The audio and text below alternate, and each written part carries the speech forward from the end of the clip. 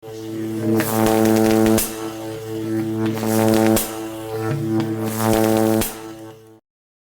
I'm Kim with Buzz Magazine. I'm here today with Mark Sullivan. Hello. And I'm going to be asking him some questions. So, Mark, can you describe your music for me in as few words as possible? I'd like to say acoustic, but I am an electric player. Acoustic singer-songwriter with a sort of funk orient underneath. So it's got a bit of an edge to it. Yeah, I'm a big fan of rock as well, so I'd like to not categorise it, but yeah, I mean, if I did or try to, yeah, it would be acoustic rock with a funk edge, I suppose. Bit of everything. Yeah, I'd probably let the listener be the judge, hopefully. Oh yeah, that's the best yeah, way. I mean, if I could, then yeah, awesome. What are your main influences then? At the moment, I'm heavily influenced by Donny Hathaway. Not that I can even attempt to sing closely to him, but like Hendrix, Pink Floyd, Chili Peppers, Bob Marley, Jeff Buckley. I mean, anything really with groove or soul to it that you can take something. So I've noticed they're all kind of like older kind of acts that you're into. Yeah, I do like a lot like John Mayer. I'm a massive fan of John Mayer.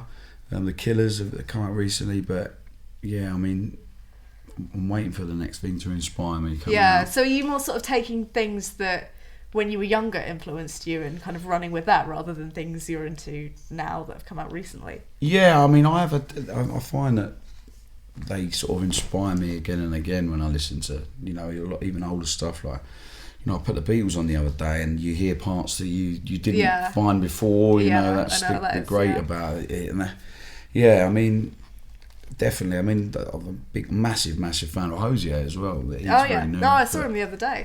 Good was it? Yeah, he was good. Imagine, yeah. Although the crowd was full of sort of like teenage screaming girls.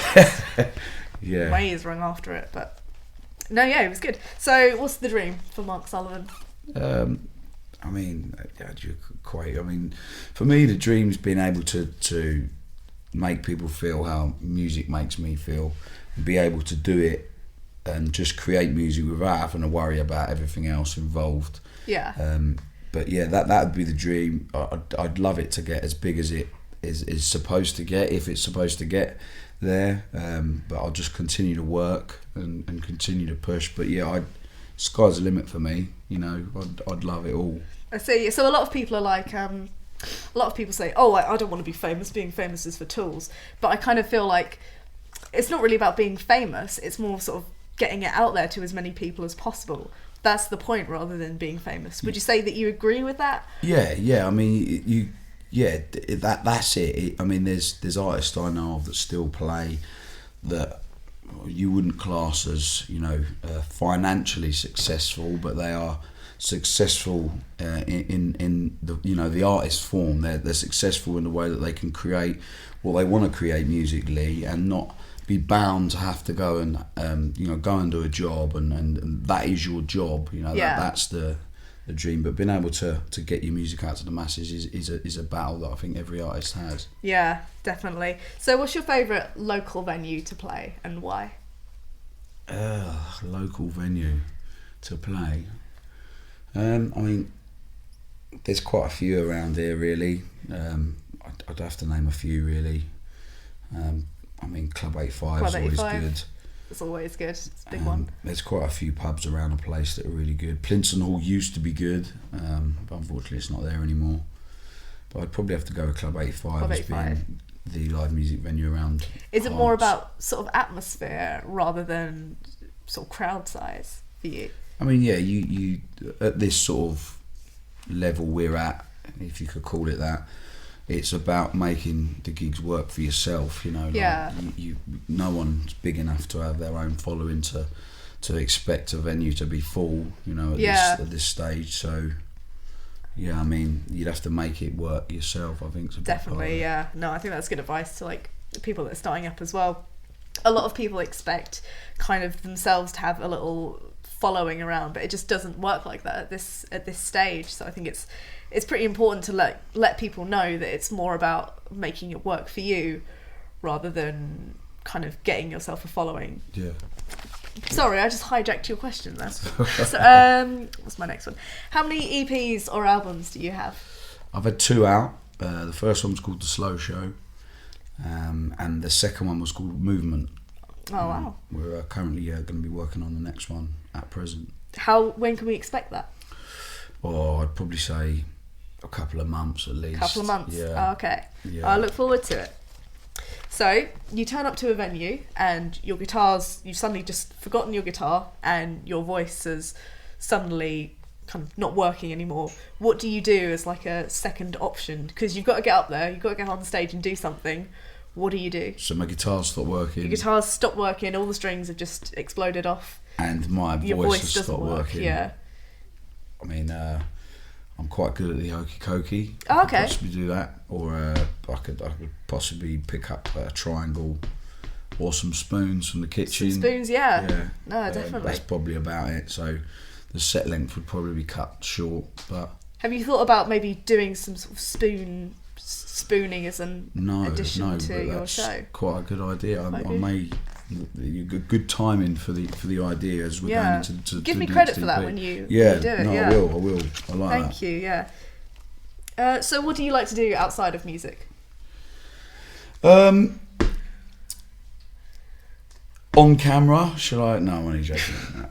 I mean, yeah, I like to play music a lot. It's a hobby and a pastime and a job. I used to like to play golf. I'm not very good.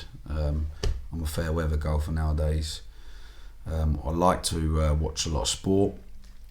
That's probably really it. Music just is probably it. I can't really think of many other hobbies. I'm quite music, boring like golf, that. Music, golf and sport. Yeah.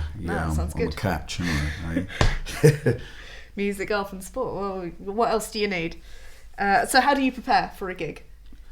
Well, I mean, it's for me. I think about it can change at the gig depending on who's there in the audience as well, because some songs work at different times during the set. So if you come out and you do your first, you do your big song first off, it doesn't have as much impact as if you do it towards the end. So I try and contrast the set. I try and take people up, down throughout the set.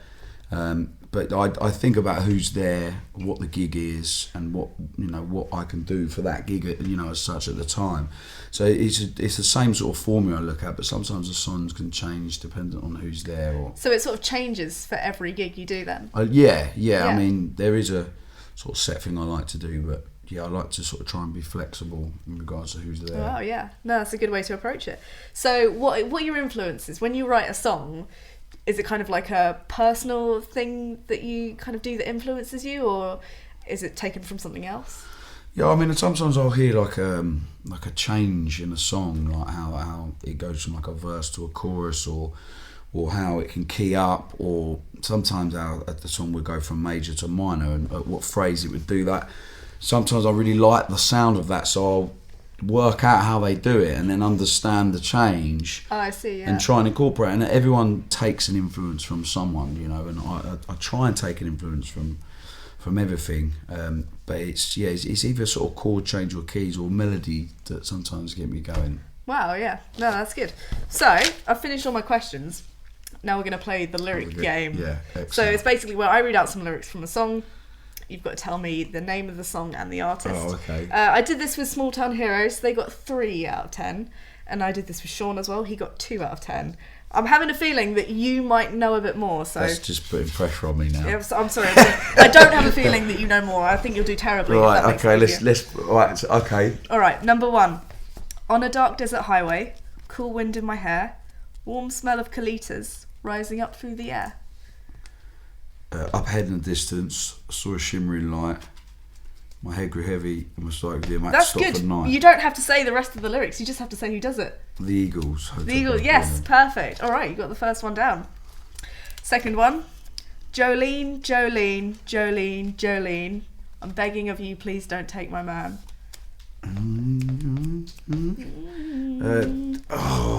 Is it? It's not. It's not Bonnie Tyler, is it? No. That's almost.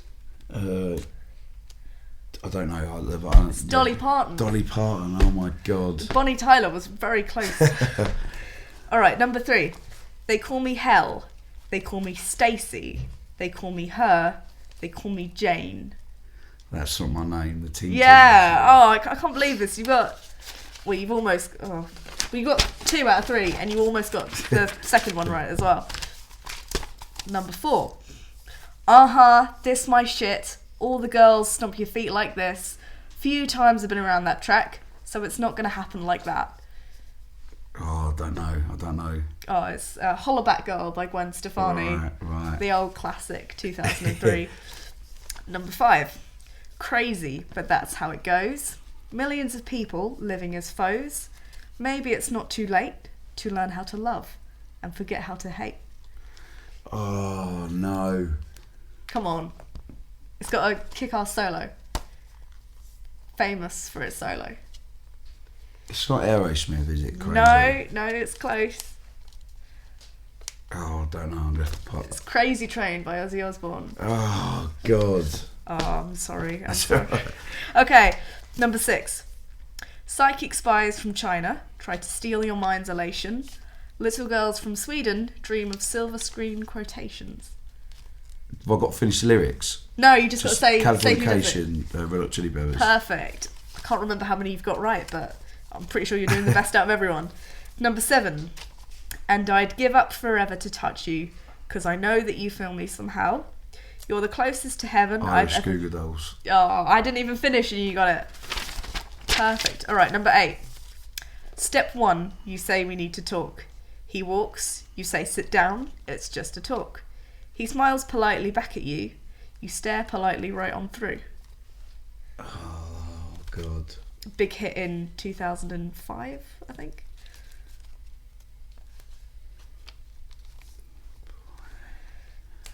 Little piano intro. Oh. That was awful. I'm sorry. I probably made it harder for you. I can hear it. It's How to Save a Life by The Fray. Oh, yeah. Number 9. I'm holding on your rope, got 10 feet off the ground, and I'm hearing what you say, but I just can't make a sound. Oh, my God. That's... No. One Republic, Apologise. Oh, right. Yeah, no. I didn't even know that one. I had to look it up. Number 10. You take my life, but I'll take yours too. You fire your musket, but I'll run you through. So when you're waiting for the next attack, you better stand there. There's no turning back. Oh, no. No, I can't. Oh, it's The Trooper by Iron Maiden. Oh, God, yeah, no, I wouldn't have got that one either. I can't remember. Wait, let me count how many you got right. Because I can't remember. 1, 2, 3, 4.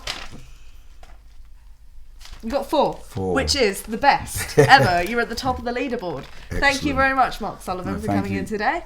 Thank you very much to Ollie the cameraman. I'm Kim from Buzzed, and we will see you soon. Bye.